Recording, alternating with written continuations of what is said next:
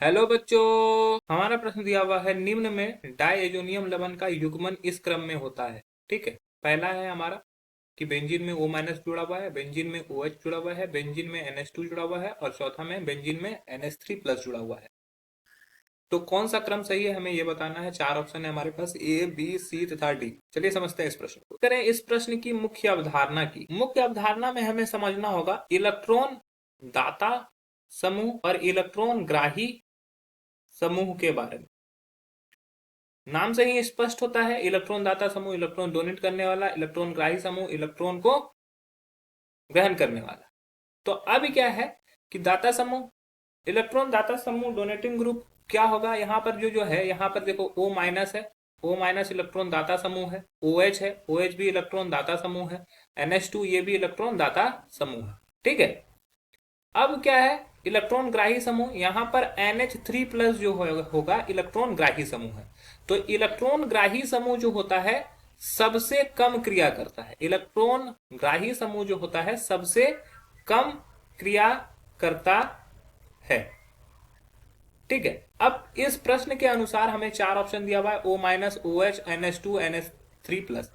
तो NH3 plus सबसे कम क्रिया करता है, ये बात तो निश्चित है। मतलब कि क्रियाशीलता में अगर युग्मन अगर होगा भी डाइजोनियम लवण के साथ तो NH3 के बाद NH3 के साथ सबसे लास्ट में होगा। अब बात करते हैं O माइनस, OH और NH2 में।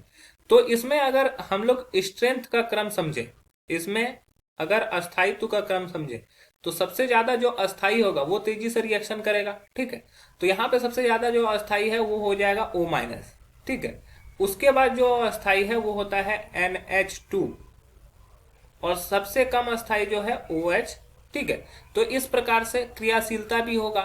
तो सबसे ज्यादा अगर क्रियाशीलता किसके साथ होगा डाइजोनियम लवण का, वो होगा O माइनस के साथ। तो अगर हम लोग देख लें यहाँ पे O माइनस क्या है, 1 में है।